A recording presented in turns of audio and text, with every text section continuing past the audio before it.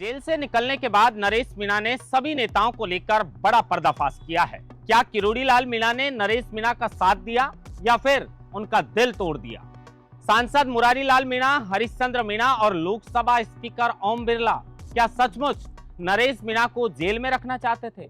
अगर मैं ये कह देता कि मैंने प्रहलाद गुंजल का साथ छोड़ दिया तो मैं 8 दिन में भी जेल से बाहर आ सकता था।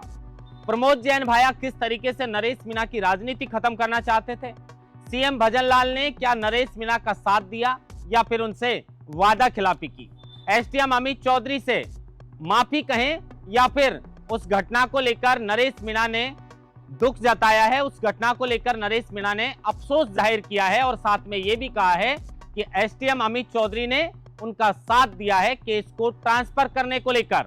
नरेश मीणा की राजनीति कौन खत्म करना चाहता था? शुरू में नरेश मीणा को टाइम नहीं मिला। सबसे पहले वो समरावता पहुंचे, उसके बाद देवधाम जोधपुरिया, फिर परिवार से मिलते हैं, फिर खाटू श्याम जी के, और फिर समर्थक भी काफी उनका इंतजार लगाए बैठे थे। अब नरेश मीणा ने जिस तरीके से बड़ा पर्दाफाश किया है, हर सवाल का जवाब आज इस वीडियो के अंदर आपको मिलने वाला है कि नरेश मीणा आगे क्या करने वाले हैं, क्योंकि उन्होंने साफ तौर पर यह भी ऐलान कर दिया है कि अब ना तो मैं किसी नेता का झंडा उठाऊंगा, ना किसी के नारे लगाऊंगा, ना ही किसी के लिए दरी बिछाऊंगा। अगर राजनीति करूंगा और लोगों की सेवा करूंगा तो वो किसानों की करूंगा और किसानों के बीच में रहकर करूंगा। देवली उनियारा को अपना दूसरा गांव नरेश मीणा मान चुके हैं। आगे को लेकर नरेश मीणा का क्या प्लान है, आज इस वीडियो के अंदर आपके सारे सवालों के जवाब बड़े सटीक तरीके से हमने तलाशने के प्रयास किए हैं। नमस्कार, आप देख रहे हैं लोकमत हिंदी और मैं हूं आपके साथ महेंद्र बासरोटा।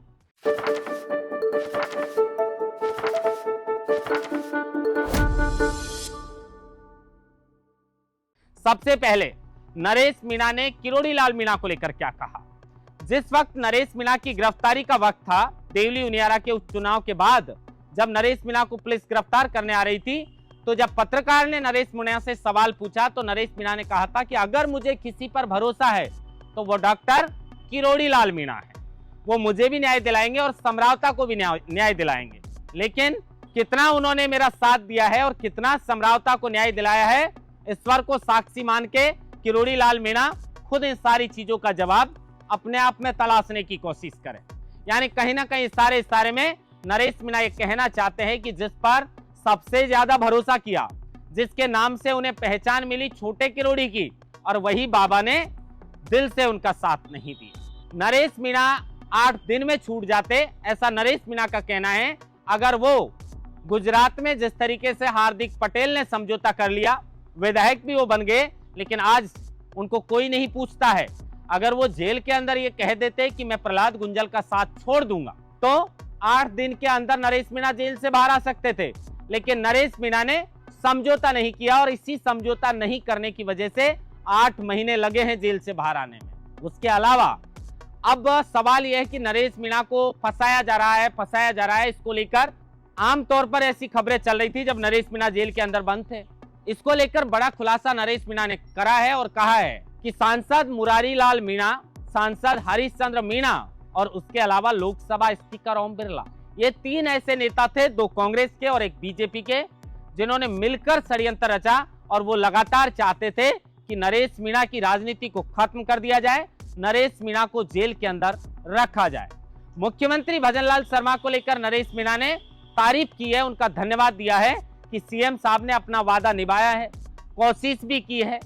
आज तक सीएम भजनलाल ने यह नहीं कहा कि मैंने नरेश मीणा के पिताजी से वादा नहीं किया था। बाकी नेता कुछ भी कह दें, सीएम भजनलाल ने प्रयास भी किया नरेश मीणा के लिए, लेकिन उसके बाद भी बीजेपी के कुछ नेता थे जो सीएम भजनलाल के प्रयास करने के बावजूद भी नरेश मीणा को रिहा नहीं करवाना चाहते थे और कहीं ना कहीं अपनी ही सरकार में भजनलाल शर्मा की उन नेताओं ने नरेश मीणा को लेकर नहीं चलने दी थी। ये मुद्दा जब विधानसभा घेराव का अल्टीमेटम दिया गया था, उस वक्त इतना गर्मा गया था कि केंद्र तक ये बात पहुंच गई थी कि राजस्थान में बहुत बड़ा आंदोलन नरेश मीणा के समर्थक करना चाहते हैं। और इसी को लेकर मुख्यमंत्री भजनलाल शर्मा ने जब उनके पिताजी को वार्ता के लिए बुलाया तो दिल्ली तक ये बात पहुंची कि भजनलाल शर्मा ने पूरे मामले को अपने हिसाब से संभाल लिया है और बड़े आंदोलन को होने से रोक दिया है। इसका ब्लूप्रिंट जो है वो भी कहीं ना कहीं नरेश मीणा ने कहा है कि मैंने ही तैयार किया था। अब जिस तरीके से बड़ा खुलासा नरेश मीणा ने किया है, वो ये भी कह रहे हैं कि जेल के अंदर मुझसे कहा गया था कि आप हार्दिक पटेल की तरह समझौता कर लीजिए, लेकिन आप जानते हैं हार्दिक पटेल को आज गुजरात में कोई नहीं पूछता है। मैंने नहीं कहा कि मैं प्रहलाद गुंजल का साथ छोड़ूंगा। अगर मैं ये कह देता कि मैं प्रहलाद गुंजल का साथ छोड़ूंगा तो मुझे 8-10 दिन में जेल से बाहर निकाल दिया जाता। अब प्रहलाद गुंजल के साथ नरेश मीणा कदम से कदम मिलाकर लोकसभा चुनाव में खड़े थे, और जब नरेश मीणा के ऊपर मुश्किलों का पहाड़ टूटा तो यह बात हम भी कहेंगे कि प्रहलाद गुंजल ने जी जान से नरेश मीणा का साथ दिया है। मुख्यमंत्री भजनलाल शर्मा से भी बार बार कहा है कि नरेश मीणा को न्याय मिलना चाहिए, उनकी रिहाई होनी चाहिए। लोकसभा स्पीकर ओम बिरला कोटा से सांसद हैं, लिहाजा जब लोकसभा के चुनाव थे तो उस वक्त नरेश मीणा और कहीं ना कहीं जो प्रहलाद गुंजल है वो उनकी आंखों में जरूर चुभे होंगे, क्योंकि सामने कांग्रेस से उन्होंने चुनाव लड़ा था, और इसीलिए ओम बिरला भी ये चाहते थे कि इस नेता को ज्यादा से ज्यादा सजा मिलनी चाहिए। ये बात नरेश मीणा कह रहे हैं। अब इसके पीछे कितनी सच्चाई है, क्या सांसद मुरारी लाल मीणा और हरीशचंद्र मीणा ने दोनों ने मिलकर ओम बिरला के साथ और नरेश मीणा को लंबे समय तक जेल में रखा गया है? मुख्यमंत्री भजनलाल शर्मा की क्यों नहीं चलने दी? उसके अलावा एसडीएम अमित चौधरी को लेकर उन्होंने कहा कि जो भी घटना समरावता के अंदर हुई वो दुर्भाग्यपूर्ण थी, उसके लिए मुझे अफसोस है। यानी कहीं ना कहीं उन्होंने इसको लेकर माफी मांगी है, क्योंकि एसडीएम अमित चौधरी से जब इनके केस के बारे में पूछा गया देवली उनियारा से टोंक शिफ्ट करने को लेकर, तो उन्होंने कहा कि एसडीएम अमित चौधरी ने मेरा साथ दिया है। एसडीएम अमित चौधरी ने कहा कि मुझे कोई आपत्ति नहीं है इस केस को अगर आप टोंक ट्रांसफर कर रहे हैं। मैंने जेल में खतरा बताया कि मेरी जान को खतरा है, उसके बाद किसी भी तरीके की कोई भी एजेंसी ये पूछने तक नहीं आई कि आपकी जान को किससे खतरा है।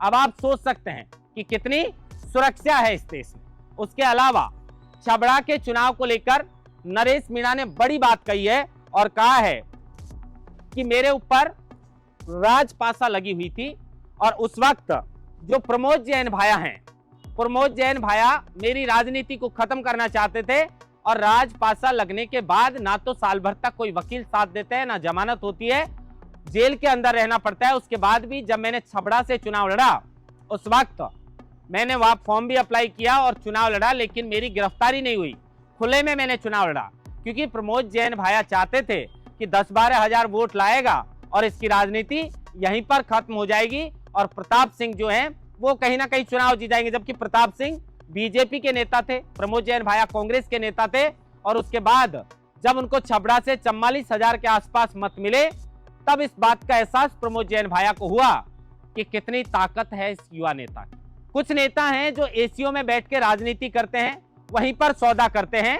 पहले मुझे आम आदमी जानता था, धरातल से जुड़े लोग नरेश मीणा को जानते थे, लेकिन जो एसी के अंदर बैठने वाले बड़े बड़े नेता हैं वो नरेश मीणा के नाम से परिचित नहीं थे।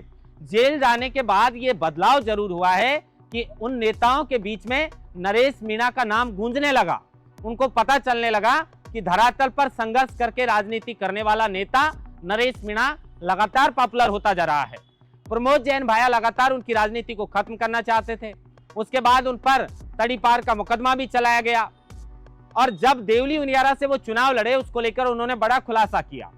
उन्होंने कहा कि अगर मैं 8-10 हजार वोटों पर सलट जाता, आप सब कह रहे हैं कि एसडीएम अमित चौधरी को थप्पड़ मारने के बाद में नरेश मीणा की लोकप्रियता बढ़ी है, लेकिन ऐसी बात नहीं है। ये थप्पड़ मारने की वजह से लोकप्रियता नहीं है। मेरे जेल जाने के बाद जब विधानसभा उपचुनाव के परिणाम जो है देवली उनियारा के आते हैं और पता चलता है कि 60,000 मत नरेश मीणा को मिले हैं, 60,000 मत जो मिले हैं वो इस बात को बताता है कि नरेश मीणा की लोकप्रियता क्या है। अब अगर मुझे यहां से 10-12 हजार वोट मिलते तो मेरी राजनीति अपने आप खत्म हो जाती। लोग मेरे साथ जुड़े हैं, प्रमोद जैन भाया जो है वो लगातार मेरी राजनीति को खत्म करना चाहते हैं, लेकिन जब सर्वोच्च न्यायालय से आदेश मिल गया था और उसके बाद भी बजरी से भरे ट्रक मैंने इनके पकड़ाए थे, और लगातार इन्होंने मुझे कई बार जेल में भी भेजा है प्रमोद जैन भाया ने। नरेश मीणा ने कहा कि एमएलए और सांसद का चुनाव लड़ना, लगातार इसमें सक्रिय रहना फिर भी आसान होता है, लेकिन उसके अलावा अगर आप गांव में राजनीति करते हैं लगातार 30 साल तक, या तो सरपंच या पंचायत समिति सदस्य, जो कभी मेरे पिताजी सरपंच रहे, कभी मेरी माँ सरपंच रही, कभी मेरी पत्नी जिला परिषद, माफ कीजिए, पंचायत समिति की सदस्य रही, ये लगातार 30 साल तक हमारा परिवार जो राजनीति से जुड़ा है, ये भी इस बात को बताता है कि किस तरीके से राजनीति में सक्रिय रहा जाता है। और अब जिस तरीके से नरेश मीणा ने बड़ा खुलासा किया है किरोड़ी लाल मीणा को लेकर, मुख्यमंत्री भजनलाल शर्मा को लेकर कि उन्होंने साथ दिया है, एसडीएम अमित चौधरी ने उनका साथ दिया है केस ट्रांसफर को लेकर, लेकिन कहीं ना कहीं अगर उनके साथ में किसी ने गलत किया है तो वो सांसद मुरारी लाल मीणा है, सांसद हरिश्चंद्र मीणा है और लोकसभा स्पीकर ओम बिरला है। अब नरेश मीणा आगे क्या करने वाले हैं, इसमें यह बात तो तय है कि नरेश मीणा प्रहलाद गुंजल का साथ नहीं छोड़ने वाले हैं और उसके अलावा अब किसी नेता के जय जयकार नहीं लगाएंगे वो, जबकि वो अगर राजनीति करेंगे तो इन लोगों के बीच में रहकर इनके हितों के लिए हमेशा लड़ते रहेंगे और इसी को अपना आगे का फ्यूचर प्लान बनाकर भविष्य में वो राजनीति करने वाले हैं। किसी नेता की पैरवी अब जो है वो नरेश मीणा नहीं करने वाले हैं। ये बड़ा खुलासा नरेश मीणा ने जो है वो आगे को लेकर किया है। अब जिस तरीके से खुलासा नरेश मीणा ने किया है, ये भी चौंकाने वाला खुलासा है कि सांसद जो है वो कांग्रेस के ही नरेश मीणा की राजनीति को खत्म करना चाहते थे और लोकसभा स्पीकर की सीट पर बैठे ओम बिरला उनकी राजनीति को खत्म करना चाहते थे। उन्होंने मुख्यमंत्री भजनलाल शर्मा की तक नहीं चलने दी। ये बड़ा खुलासा जो है वो कहीं ना कहीं नरेश मीणा ने किया है और ये भी कहा है कि बहुत से ऐसे युवा हैं जिनको हजारों युवाओं को जेलों के अंदर सड़ा रखा है, बंद कर रखा है और अगर वो समझौता कर लें तो उनकी जमानत हो जाती है और इसी तरीके से राजनीति में नेता दूसरे नेता की राजनीति खत्म करने का प्रयास करते हैं। लेकिन अब नरेश मीणा किसानों के लिए राजनीति करेंगे, नरेश मीणा अपने क्षेत्र के मुद्दों के लिए राजनीति करेंगे और उन लोगों के लिए राजनीति करेंगे, उन लोगों के हितों के मुद्दे को बेबाकी के साथ उठाकर राजनीति करेंगे जिन्होंने तन मन धन से नरेश मीणा का साथ दिया है। और सबसे बड़ी पूंजी अगर होती है तो वही जनता जनार्दन होती है, क्योंकि नेता तो अपना स्वार्थ निकालकर आपको भूल भी सकते हैं और आपके साथ गलत भी कर सकते हैं, लेकिन ये जनता अगर ईमानदारी से आपके साथ है तो आपकी राजनीति लंबे दूर तक, लंबे समय तक चलने वाली है। महेंद्र बास्टा, लोकमत हिंदी, जयपुर।